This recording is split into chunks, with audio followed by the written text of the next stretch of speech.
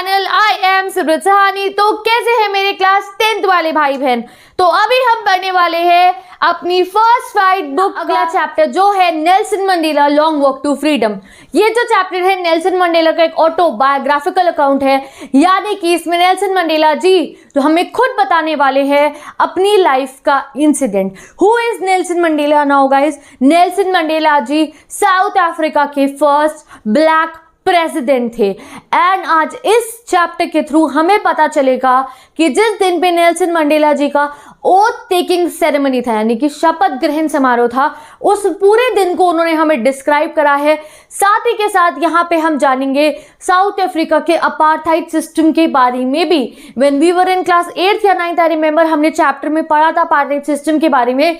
South Africa में apartheid system start हुआ था, याद है ना, जिसमें जो ब्लैक स्किन पीपल है उनके साथ बहुत ज्यादा डिस्क्रिमिनेशन होता था।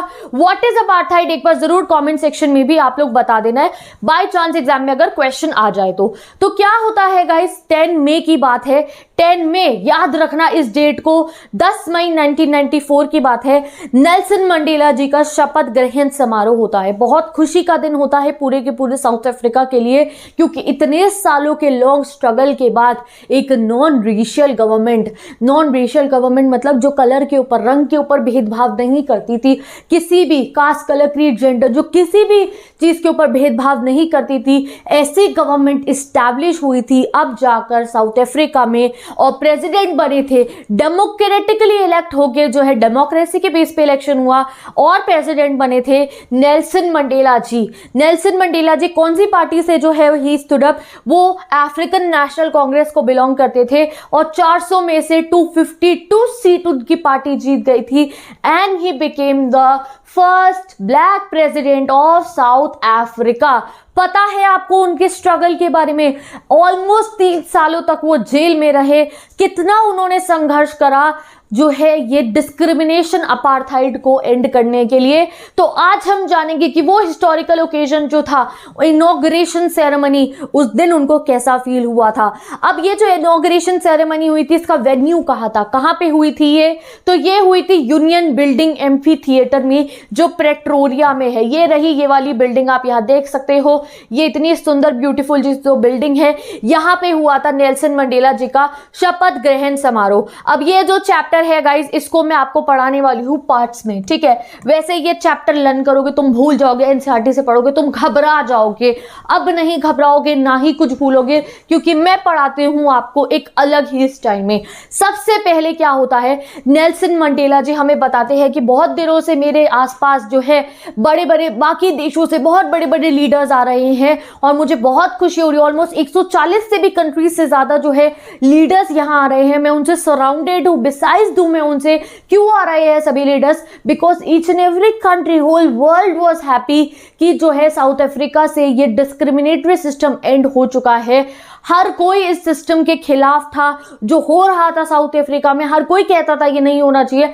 आज जब ये सिस्टम एंड हो गया था और साउथ अफ्रीका में एक नॉन रेशियल गवर्नमेंट बन गई थी, तो पूरे वर्ल्ड इस चीज को लेकर हैप्पी था और सभी आ रहे थे साउथ अफ्रीका इस ओथ टेकिंग सेरेमनी में पार्टिसिपेट करने के लिए। सब यहाँ पे गेस्ट थे, ठीक है। तो जैसे ही जो है वो बताते हैं नेल्सन मंडेला जी की जो ये दिन था 10 मई थी और क्या था 1994। ये वाली डेट को बिल्कुल याद रख लो। नेल्सन मंडेला जी वहां शपथ ग्रहण समारोह में जाते हैं, कहते हैं कि मेरे को मेरी जो बेटी है ज़ेनानी, नाम याद रखना, ज़ेनानी जो है, स्पेलिंग बता दो लाइव चैट में, उनकी जो बेटी है ज़ेनानी वो उनके साथ में उनके थी पूरा समय। वो कहते हैं कि जैसे ही मैं वहां जाता हूं, सबसे पहले देखो क्या होता है, जो सेकंड डिप्यूटी प्राइम मिनिस्टर है वहां के, वो अपना ओथ कर लेते हैं, ठीक है। अब आपको इनके ना नाम जरूर याद रखने हैं, जो सेकंड डिप्यूटी प्राइम मिनिस्टर है और जो फर्स्ट डिप्यूटी प्राइम मिनिस्टर है।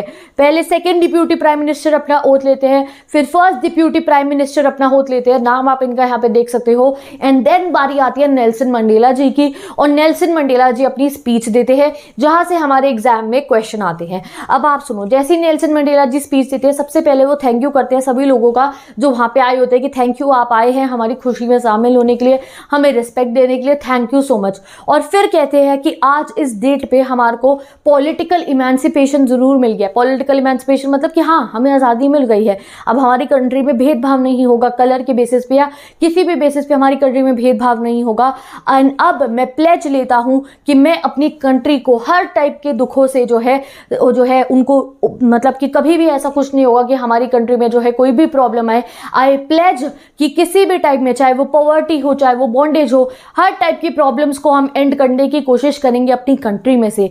जो उनकी कंट्री में हुआ ये अपार्थाइड सिस्टम के दौरान, वो उसको रेफर करते हैं as extraordinary human disaster. ये याद रखना गाइस, एग्जाम में ये क्वेश्चन आ सकता है, what did he refer to as extraordinary human disaster. तो सबसे पहले वो स्पीच के बाद न्यू बॉर्न जो लिबर्टी थी ना, उसका वेलकम करते, कहते मैं बहुत खुश हूँ कि आज हमें आज़ादी मिल गई है, और जो हमारी कंट्री में हुआ ये एक एक्स्ट्रा ऑर्डिनरी ह्यूमन डिजास्टर था। यानी कि वो जो ब्लैक स्किन पीपल और जो व्हाइट स्किन पीपल ने जो ब्लैक स्किन पीपल के साथ व्यवहार करा, वो कहते वो एक्स्ट्रा ऑर्डिनरी ह्यूमन डिजास्टर था, और नेवर अगेन मैं अपनी कंट्री में ऐसा होने दूंगा, ना ही कभी हमारी कंट्री में ऐसा होगा कि जो है कभी भी डिस्क्रिमिनेशन हो। सेकेंडली वो प्लेज लेते हैं कि अब हमें पॉलिटिकल फ्रीडम तो मिल गया है, बट अब मैं प्लेज लेता हूं कि पॉवर्टी से, डेप्रिवेशन से या किसी भी टाइप के डिस्क्रिमिनेशन से हम अपने देश को आज़ादी दिलाएंगे। अब हमारी धरती पे कोई भी डिस्क्रिमिनेशन नहीं होने वाला है, नेवर अगेन साउथ अफ्रीका में कोई ऑपरेशन होगा। अब क्या होता है, जैसे ही वो ये बात बोलते हैं तो वो बताते हैं कि इतनी ही देर में आर्मी जो है उसका प्रदर्शन होना शुरू हो जाता है। आर्मी जो है वहां ऊपर आवाज आने लगती है, जोर जोर की जो है हेलीकॉप्टर और जो जेट्स होते हैं उनके जो है आवाज आने लगती है, उनका प्रदर्शन होता है, सब लोग ऊपर आसमान में देखते हैं। और वो एक तरीके से जो है एक्सेप्टेंस था, वो सिर्फ एक प्रदर्शन नहीं था आर्मी के द्वारा। जैसे हम लोग भी देखते हैं हमारे यहाँ जब 15 जनवरी को इंडिपेंडेंस डे पे और रिपब्लिक डे पे जब हम आर्मी का प्रदर्शन देखते हैं ना, इतना ब्यूटीफुल होता है वो जेट्स के थ्रू एंड अलग अलग जो आते हैं, तो वैसे ही वहाँ पे वो जो है पूरा का पूरा प्रदर्शन होता है। और उसको देख के जो है नेल्सन मंडेला जी कहते हैं कि ये जो है ना, ये एक एक्सेप्टेंस है जो आर्मी ने हमें शो करी है। यानी कि अब जो उनकी डेमोक्रेटिकली इलेक्टेड गवर्नमेंट बन गई थी, आर्मी ने भी उसे एक्सेप्ट कर लिया था, और आर्मी जो है अपनी एक्सेप्टेंस शो कर रही थी उसके थ्रू। और नेल्सन मंडेला जी बताते हैं उससे कुछ देर पहले क्या हुआ था कि जो वहाँ पे जनरल जो थे, जो आर्मी के हेड थे, उन्होंने क्या करा था, नेल्सन मंडेला जी को सल्यूट करा था। कहते हैं उनकी जो उनके पास बहुत सारी मेडल्स थे and he was adorned with medals, और उन्होंने मुझे सल्यूट करा था। तो नेल्सन मंडेला जी को पुरानी बात याद आ जाती है। कहते हैं अगर आज से कुछ समय पहले की बात होती तो ये मुझे सल्यूट ना करते, इनको मुझे जेल में डालना पड़ता, बट आज जो है हमारी कंट्री से सारा डिस्क्रिमिनेशन एंड हो चुका है। आज जो है जनरल मेरे को जो है सैल्यूट कर रहे हैं। उसके बाद हवा में एक बहुत ही ब्यूटीफुल सा जो है आप कह सकते हो कि उनका एक जेट के थ्रू जो एक प्रदर्शन होता है, जिसमें साउथ अफ्रीका के फ्लैग के कलर्स की ऐसी ट्रेल निकल रही होती है स्मोक की, और वो एक पैटर्न बनाते हैं शेवरॉन। इम्पाला जेट्स होते हैं और वो एक शेवरॉन पैटर्न, यानी कि एक वी सा पैटर्न होता है वो वी, और वो बनाते हैं अलग अलग ब्यूटीफुल जो है कलर्स साउथ अफ्रीका के फ्लैग के। अब जो साउथ अफ्रीका के फ्लैग के कलर्स है वो आप मुझे बताओगे कॉमेंट सेक्शन में, क्योंकि एग्जाम में आ सकता है और आप कुछ गलत ना लिखो, ठीक है। और उसके बाद होता है वहां पे नेशनल एंथम। अब 2 नेशनल एंथम में वहां पे गाए जाते हैं, पहला निकोसी स्किल ए अफ्रीका और दूसरा दाई स्टेम। अभी जब ये दोनों अफ्रीका में ये दोनों के दोनों जो है नेशनल एंथम गाए गए, तो अफ्रीका के लोगों को जो है ठीक से दोनों एक दूसरे के नेशनल एंथम याद नहीं थे। एक वाइट स्किन का था और एक ओल्ड जो था पूरा प्रॉपर, तो अभी ना उन लोगों को ये नेशनल एंथम याद नहीं थे, बट नेल्सन मंडेला कहते हैं कुछ समय में ये बाय हार्ट सबको जो है वो लर्न हो जाएंगे। तो यानी कि उन्होंने अपनी स्पीच दी और उसके बाद जो है वहां पे जो है पूरा का पूरा ऐसे प्रदर्शन होता है, आर्मी की एक्सेप्टेंस का, फ्लैग होइस्टिंग होती है, एंड जो है पूरा का पूरा जो आप समझो नेशनल एंथम होता है। अब नेल्सन मंडेला जी सेकंड बात क्या बोलते हैं, थर्ड बात क्या बोलते हैं, उसको मैंने यहाँ पॉइंटर्स में कर दिया है, आपको बहुत ईजिली समझ में आ जाएगा। अब नेल्सन मंडेला जी की स्पीच में वो सबको थैंक यू कर चुके, वो प्लेज ले लेते हैं कि आज के बाद भी हमारी कंट्री में कभी डिस्क्रिमिनेशन नहीं होगा। फिर वो थोड़ी सी ना हिस्ट्री को याद करते हैं। वो कहते हैं जब फर्स्ट डिकेड थी 20th सेंचुरी की, पहली डिकेड थी 20th सेंचुरी की, हमारे यहाँ पे ये डिस्क्रिमिनेशन का सिस्टम जो है स्टार्ट हुआ था एंग्लो बोर वॉर के बाद। एंग्लो बोर वॉर याद रखना, एंग्लो बोर वॉर के बाद स्टार्ट हुआ था, और आज जाके 20th सेंचुरी के लास्ट डिकेड में जाके ये सिस्टम जो है वो एंड हो चुका है। इसमें कुछ नहीं, आप एग्जाम में देखोगे, कॉपी में देखते हो, एनसीईआरटी में देखते हो, कंफ्यूज हो जाते हो क्या है एंग्लो बोर वॉर। तो वो बस एक हिस्ट्री को रेफर करते हैं कि कितने सालों पहले ये शुरू हुआ था और आज जाके ये जो है डिस्क्रिमिनेशन जो है वो खत्म हो जाता है। और वो बताते हैं कि भाई ये जो डिस्क्रिमिनेशन हमारे यहाँ पे हुआ, इससे हमारे यहाँ के लोगों ने इतना कुछ सहा कि शायद ही हम कभी उसे भुला पाएंगे, शायद ही हमें कितना ही समय लग जाएगा ये कि डिस्क्रिमिनेशन जो हमने सहा है उसे भूलने के लिए, बट ये जो डिस्क्रिमिनेशन था इसने हमें एक गुड थिंग भी दी। अब आप सोचोगे कि क्या गुड थिंग दिया, इतना बुरा व्यवहार होता था वहाँ तब ब्लैक स्किन पीपल के साथ। आपको याद होगा हमने पढ़ा था कि उनके लिए बेंचेस अलग थी, उनको ऐसे रिस्ट्रिक्ट करा जाता था कि इस एरिया में नहीं जा सकता है, बहुत ज़्यादा they were treated as slaves and what not. अब वो कहते हैं कि इस चीज़ ने भी हमारे को एक जो है चीज़ गिफ्ट करी थी। क्या गिफ्ट करी थी? वो कहते हैं मैन ऑफ एक्स्ट्रा ऑर्डिनरी करेज, यानी कि इतना ऑपरेशन हमारे यहाँ के लोगों ने सहा, हमारे फ्रीडम फाइटर्स जो थे इनके इतना ऑपरेशन सहा कि उनको इतने करेजियस लोग मिले। कुछ फ्रीडम फाइटर्स के वो नाम भी बताते हैं, ठीक है, कौन कौन से नाम है आप यहाँ पे याद रखो, ओलिवर टैम्बोस, वॉल्टर सिसिलीज, और ये बहुत सारे नाम वो बताते हैं, आप यहाँ पे रीड कर सकते हो। वो कहते हैं कि ये जो हमारे साथ हुआ, जो कुछ भी ब्लैक स्किन पीपल के साथ हुआ, उसने हमें मेन दिए ऑफ एक्स्ट्रा ऑर्डिनरी करेज। कह रहे मैंने अपनी आंखों के सामने देखा है ये सब कुछ होते हुए, और मैं बाकी सब काफ़ी सारे ऐसे उनके आपके फ्रीडम फाइटर्स थे जो अब नहीं रहे थे। वो कहते हैं मैं चाहता था कि काश वो भी अपनी आंखों से देख पाते कि ये सिस्टम एंड हुआ है, बट उन सभी के जो है एफर्ट्स के बाद ही, सबके मिलाकर एफर्ट्स के बाद ही आज के दिन वो लोग जो है वो देख पा रहे हैं। अब नेल्सन मंडेला कहते हैं कि वैसे हमारी कंट्री मिनरल्स में बहुत रिच है, बहुत हमारे पास मिनरल्स हैं, बट मेरे अकॉर्डिंग हमारी कंट्री का ट्रू मिनरल, ट्रू जेम कौन है? हमारी कंट्री के लोग। उन्होंने खुद देखा है अपनी कंट्री के लोगों को, स्पेशली ब्लैक स्किन पीपल जितने भी थे उनको इमेंस ऑपरेशन सहते हुए, खुद उन्होंने औरतों को भी, आदमियों को भी बहुत ज़्यादा ब्रूटली ट्रीट होते हुए देखा है। वो कहते हैं इतने करेजियस हैं लोग दैट वो मेरी कंट्री की ट्रू जेम है। और कहते हैं उन लोगों को देख के ही मैंने कई बार वुमेन को देखा है कि वो कितना ऑपरेशन सह रही है, मैन को देखा है कितना ऑपरेशन सह रही हैं, और उनको देखकर ही मुझे समझ में आया करेज का असली मीनिंग। अब इसमें एग्जाम में क्वेश्चन आ सकता है कि नेल्सन मंडेला के अकॉर्डिंग करेज का असली मीनिंग क्या है, यानी कि हिम्मत, साहस का असली मीनिंग क्या होता है? तो नेल्सन मंडेला बताते हैं कि मेरे अकॉर्डिंग करेज का मतलब ये नहीं है कि आपको डर ही नहीं लगता है। करेज का अकॉर्डिंग मेरा लिए मतलब है that if you have conquered your fear, जैसे वो दिखाते हैं ना माउंटेन ड्यू के ऐड में, डर के आगे जीत है, तो वही चीज़ नेल्सन मंडेला कहते हैं कि जिस इंसान को डर ही नहीं लगता वो करेजियस नहीं है, उसे ब्रेव नहीं कहेंगे। जिसने अपने डर के आगे जीत पा ली है वो है करेजियस। फिर नेल्सन मंडेला जी बताते हैं हेट्रेड के बारे में, नफरत के बारे में। वो कहते हैं ये जो ऑपरेसर है, यानी कि जो व्हाइट स्किन पीपल ने उनके साथ दुर्व्यवहार करा, वो कहते हैं ये नफरत की वजह से करा, और नफरत जो है इंसान में नेचुरली प्रेजेंट नहीं होती है। नेचुरली इंसान में प्यार प्रेजेंट होता है, ये तो सोसाइटी उन्हें सिखाती है। जैसे कि वो ये एग्जांपल देते हैं कि जो प्यार है ना हमारे अंदर इनबॉर्न होता है, जब हम पैदा होते हैं ना तो हमें अपने मदर से बहुत ज़्यादा प्यार होता है। फिर जैसे जैसे हम बड़े होते रहते हैं, जब बचपन होता है ना इंसान का, बचपन में बच्चे किसी के साथ डिस्क्रिमिनेट नहीं करते, वो हर एक को अपना दोस्त बना लेते हैं, कोई अमीरी गरीबी में वो फ़र्क नहीं करते, उनको हर एक से प्यार करते हैं और अपना दोस्त बना लेते हैं। बट जैसे जैसे हम बड़े होते रहते हैं ना, हमें सोसाइटी बहुत कुछ सिखाती रहती है, इससे बात करनी चाहिए, इससे नहीं करनी चाहिए,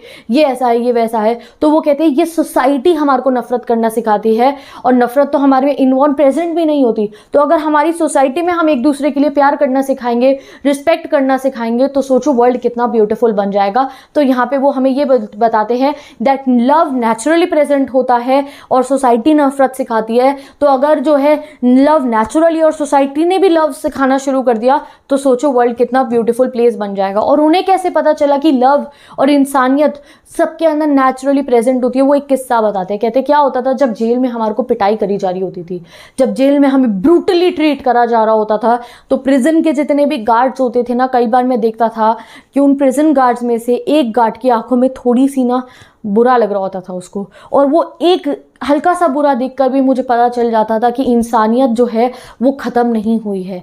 जो जैसे कैंडल की फ्लेम होती है ना, तो वो कहते हैं कि वो फ्लिकर हो रही है, हाँ लोग इंसानियत से हट रहे हैं, बट उस इंसान की, कभी एक प्रिजन गार्ड की आंखों में भी दुख देखकर ना कि ये क्यों इनके साथ हम ऐसा व्यवहार करें, वो कहते हैं मेरे को बहुत तसल्ली मिलती थी, मुझे एक रे ऑफ होप मिलती थी कि इंसानियत अभी ख़त्म नहीं हुई है। अगले एग्जाम्पल पे चलते, अब वो क्या बताते हैं। अब नेल्सन मंडेला जी बताते हैं कि मैंने अपनी लाइफ में सीखा है, यहाँ एग्जाम में डायरेक्ट क्वेश्चन आता है, बहुत ध्यान से सुनना है इस बात को। वो कहते हैं अब मैंने अपनी लाइफ में सीखा है कि एक इंसान की ट्विन ऑब्लिगेशंस होती है, यानी कि एक इंसान के दो कर्तव्य होते हैं अपनी लाइफ में।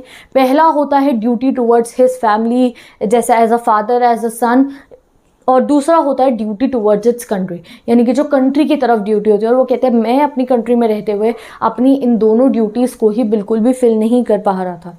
ठीक है, ना ही वो अपनी कंट्री के लिए तरफ अपनी ड्यूटी को फुलफिल कर पा रहे थे, ना ही अपनी फैमिली की तरफ कर पा रहे थे। और तब उन्हें समझ में आता है कि वो फ्री नहीं है, उनके पास फ्रीडम नहीं है। अब by the end of the chapter आप कंफ्यूज हो सकते हो, सिंपल वो हमें बताते हैं कि कैसे उन्होंने डिसाइड करा कि वो अफ्रीकन नेशनल कांग्रेस ज्वाइन करेंगे और कैसे उन्होंने फ्रीडम स्ट्रगल में पार्टिसिपेट करा और जो है वो आज प्रेसिडेंट बनते हैं साउथ अफ्रीका। वो कहते हैं बचपन में जब मैं छोटा बच्चा था मुझे कुछ नहीं पता था फ्रीडम क्या होता है। मेरे लिए फ्रीडम मतलब था कि मैं आराम से अपने गांव में खेत में घूम रहा हूँ, खेल रहा हूँ, बस मुझे अपने पापा की और अपनी ट्राइब की बात माननी होती थी, मुझे वो फ्रीडम लगता था। बट फिर जब मैं बड़ा हुआ, जब मैं बॉयहुड में आया, जब मैं कॉलेज में आया, तब मेरे लिए फ्रीडम का मतलब था कि मैं जहाँ मर्जी घूमूँ, जो मर्जी मैं बुक पढूँ, ये सब चीज़ें मुझे अपनी फ्रीडम लगती थी। और धीरे धीरे नेल्सन मंडेला को समझ में आया कि ये सब फ्रीडम नहीं है, ये एक इल्यूजन है। इल्यूजन मतलब भ्रम है। इनफैक्ट जितनी भी ब्लैक स्किन पीपल है वो तो फ्री है ही नहीं, उन्हें धीरे धीरे ये चीज़ समझ में आती है। वो कहते हैं जब मैं और बड़ा हो गया, एडल्ट बन गया, जब मेरी शादी होने वाली थी और जब मेरी जॉब लगनी थी, तब मेरे लिए फ्रीडम मतलब क्या था कि हाँ मेरी अच्छी जॉब लगी और मैं अपनी लाइफ को अच्छे से जी पाऊँ। बट धीरे धीरे जो उनको पूरी सच्चाई समझ में आ जाती है कि वो अपनी कंट्री में रहते हुए जहाँ पे अपार्थाइड सिस्टम चल रहा है अपनी दोनों ड्यूटीज़ परफॉर्म नहीं कर पा रहे हैं, क्योंकि वो ना ही क्योंकि वहाँ पे इतना ज़्यादा डिस्क्रिमिनेशन होता था, तो वो ना ही अपनी फैमिली के साथ की तरफ ड्यूटी नहीं पा रहे थे, ना ही अपनी कंट्री की तरफ। और कहते हैं उस दिन मुझे समझ में आया कि ये जो भी फ्रीडम जो मैं सोच रहा था ये सब भ्रम है। फ्रीडम तब मिलेगा हमारे को जब ये अपार्थाइड सिस्टम एंड होगा। और उस दिन वो डिसाइड करते हैं कि वो अफ्रीकन नेशनल कांग्रेस को ज्वाइन करेंगे। वो कहते हैं सिर्फ मैं फ्री नहीं था, ऐसा नहीं था कि सिर्फ मेरा फ्रीडम छिना हुआ था, मेरे साथ में जितने भी ब्लैक्स भाई बहन थे मेरे, सभी का फ्रीडम कर्टेल था। कर्टेल मतलब खत्म था उनके पास से। तो तब मैंने सोचा कि मैं अफ्रीकन नेशनल कांग्रेस में जो है हिस्सा लूंगा और मैं भी फ्रीडम स्ट्रगल में पार्टिसिपेट करूंगा। वो कहते हैं मुझे खुद नहीं समझ में आया कि कैसे मैं एक ऐसा इंसान था जो बहुत लॉज को फॉलो करता था, एक लॉ अबाइडिंग पर्सन को एक क्रिमिनल बना दिया। जब मुझे समझ में आया फ्रीडम का रियल मीनिंग, एक फैमिली लविंग इंसान, मैं अपनी फैमिली को छोड़कर 30 साल तक गाइस वो जेल में रहे, जब उन्हें फ्रीडम का असली मतलब समझ में आया तो ही लेफ्ट हिज फैमिली, उन्होंने लॉज ब्रेक करे, उन्होंने फ्रीडम स्ट्रगल में पार्टिसिपेट करा and finally apartheid system and हो जाता है। तो ये पूरा का पूरा उनका ऑटोबायोग्राफिकल अकाउंट जो है यहाँ पे चल रहा है। तो आपको यहाँ पे मेनली ये याद रखना है, जो उन्होंने 2 ड्यूटीज बताई थी, इस पे से एग्जाम में क्वेश्चन आएगा, उनके लिए फ्रीडम का मीनिंग कैसे चेंज हुआ, बचपन में क्या था, बॉयहुड में क्या था, एडल्टहुड में क्या था, और फिर उन्हें समझ में आया कि भाई फ्रीडम मिलेगा ही नहीं हमें जब तक अपार्थाइड एंड नहीं होगा। And then he join the African National Congress और उन्होंने बहुत ज़्यादा स्ट्रगल करा और तब जाके उनकी कंट्री को फ्रीडम मिलता है। अब वो कहते हैं कि फ्री सिर्फ ऐसा नहीं था कि ब्लैक लोगों के पास अब तो फ्रीडम नहीं था, नहीं, इनफैक्ट ऑपरेसर कौन थे यहाँ पे, व्हाइट स्किन पीपल। वो कहते हैं ऑपरेसर पे भी कोई फ्रीडम नहीं था। अब आप सोचोगे ऑपरेसर को क्या दिक्कत थी, वो तो इतना अत्याचार कर रहे थे। तो वो कहते हैं हाँ जो अत्याचारी है वो भी कभी खुश नहीं रह सकता, वो भी कभी फ्री नहीं है, because they are in the prison of hatred, क्योंकि उनके मन में हेट्रेड भरी हुई थी। और जिस इंसान के मन में हेट्रेड है, जिस इंसान के अंदर इंसानियत नहीं है, दे वर रॉब्ड ऑफ देयर ह्यूमैनिटी ना, क्योंकि वो इंसानियत वाला काम नहीं कर रहे थे what they did with the blacks. तो इसलिए वो कहते हैं कि जब तक वो हेट्रेड उनके अंदर रही तब तक वो भी फ्री नहीं थे, वो भी हेट्रेड की जेल में बंद थे और हमारे साथ भी नाइंसाफी हो रही थी। तो आज वो कहते हैं आज रियल एक फ्रीडम का दिन है हमारे लिए। White skin people, black skin people, अब सब एक है। आज हमारे लिए रियल फ्रीडम का दिन है। और यहाँ पे उनकी स्पीच जो है एंड हो जाती है। बहुत सिंपल चैप्टर है गाइस, बिना देखे एक बार पीछे मैं आपको पूरा रिवाइज करा देती हूँ। वो जाते हैं अपनी डॉटर जिनानी के साथ अपने शपथ ग्रहण समारोह पे, वहां पे जाके पहले सभी का थैंक यू करते हैं। First second deputy prime minister का नाम आप मुझे कमेंट सेक्शन में बताओगे। उसके बाद वो अपनी स्पीच देते हैं, अपना ओथ टेक करते हैं और उसके बाद कहते हैं कि हमारी धरती पे आज के बाद मैं कोई भी डिस्क्रिमिनेशन नहीं होने दूंगा। इनफैक्ट पॉवर्टी का भी अपलिफ्टमेंट, अब जो है bondage, poverty, any kind of discrimination वो कहते हैं हमें अब अपनी कंट्री से हटाना होगा। उसके बाद वो अपनी कंट्री की हिस्ट्री को याद करते हैं कि कैसे ये अपार्थाइड सिस्टम स्टार्ट हुआ और आज जाके एंड हुआ है। और इस अपार्थाइड सिस्टम से बहुत लोगों के मन पे चोट पहुंची, बहुत ज़्यादा लोगों ने जो है सहा, बट साथ ही के साथ में इस अपार्थाइड सिस्टम ने उनकी कंट्री को करेजियस मैन दिए, यानी कि उनके फ्रीडम फाइटर्स, और साथ ही के साथ में जो नॉर्मल पीपल भी थे, जो कॉमन पीपल भी थे, वो भी चाहे मैन हो चाहे वुमेन हो, उन्होंने एक्स्ट्रा ऑर्डिनरी करेज दिखाया, साहस दिखाया और वो लड़े, उन्होंने फाइट करा। इसलिए उन्होंने हमें फिर करेज का मीनिंग बताया कि करेज मतलब होता है absence of fear, the one who has conquered fear, जिसने डर के आगे जीत पाली है वो है असली साहसी आदमी या फिर आपको ब्रेव मैन वो है जिसने डर के आगे जीत पा ली है, उसे कहते हैं। देन वो हमारे को बताते हैं हेट्रेड के बारे में कि हेट्रेड नेचुरल नहीं है, सोसाइटी सिखाती है। तो नेचुरल तो प्यार करना आता है इंसान को, तो अगर प्यार करना सिखाएंगे तो दुनिया बहुत ब्यूटीफुल बन जाएगी। फिर वो हमारे को अपने ट्विन ऑब्लिगेशंस के बारे में बताते हैं, एक कंट्री की तरफ, एक फैमिली की तरफ, बिल्कुल याद रखना एग्जाम में क्वेश्चन आने के लिए। और फिर वो हमें समझाते हैं कि कैसे उन्होंने अफ्रीकन नेशनल कांग्रेस ज्वाइन करी, जब उन्हें बचपन में उन्हें लगता था फ्रीडम है, कोई दिक्कत नहीं, उन जवानी में, बॉयहुड में उन्हें लगता था फ्रीडम है, एडल्टहुड में भी उन्हें लग रहा था फ्रीडम है, बट धीरे धीरे ये सब फ्रीडम उन्हें समझ में आया इल्यूजनरी है। भाई हम ब्लैक्स के पास तो फ्रीडम है ही नहीं, सिर्फ मेरे पास नहीं, जितने मेरे ब्लैक भाई बहन हैं किसी के पास फ्रीडम नहीं है। तो अफ्रीकन नेशनल कांग्रेस ज्वाइन करते हैं, अपनी फैमिली को लीव कर देते हैं, लॉ ब्रेकर बन जाते हैं, 30 सालों तक लगभग जेल रहते हैं, और इतना स्ट्रगल करने के बाद अपनी कंट्री को वो फ्रीडम दिलाते हैं। और वो सारा एफर्ट, क्रेडिट खुद पे नहीं लेते हैं, सारे फ्रीडम फाइटर्स को भी वो ऑलरेडी थैंक कर देते हैं दैट उनकी वजह से ही आज हम ये दिन देख पाए हैं। और फाइनली वो जो ऑप्रेसर है, अत्याचारी, उनके लिए भी कहते हैं कि अत्याचारी भी जो है वो भी कभी खुश नहीं रहते हैं, वो भी प्रिजन में थे, किसकी? नफरत के। और आज फाइनल दिन आया है जब ऑप्रेसर ऑप्रेस दोनों ही फ्री हो चुके हैं। Chapter and. ओके गाइस, तो विद दिस हमारा ये चैप्टर कंप्लीट हो चुका है। अब हम मिलेंगे नेक्स्ट वीडियो में जहां हम नेक्स्ट चैप्टर पढ़ने वाले हैं। अगर आपको इस चैप्टर के नोट्स चेक करने हैं, क्वेश्चन आंसर चेक करनी है, समरी चेक करनी है, तो उसके लिए डिस्क्रिप्शन बॉक्स में मेरी इंस्टाग्राम आईडी का लिंक गिवन है, वहां से जाकर जो है एक गाइड गिवन है, वहां से आप सारी गाइड्स डाउनलोड कर सकते हो, हर चैप्टर के नोट्स को एक्सेस कर सकते हो, कम्युनिटी पे भी गिवन है, वहां से भी चेक कर सकते हो। तो मैं चलती हूँ, एंड अगर रिविजन करना है, क्वेश्चन आंसर्स देखने हैं, इंपॉर्टेंट क्वेश्चन, पोएटिक डिवाइसेस देखने हैं, तो उसके लिए class 10 English revision batch page भी गिवन है, वहां से भी देख सकते हो। तो मैं चलती हूँ, bye bye, take care and best of luck.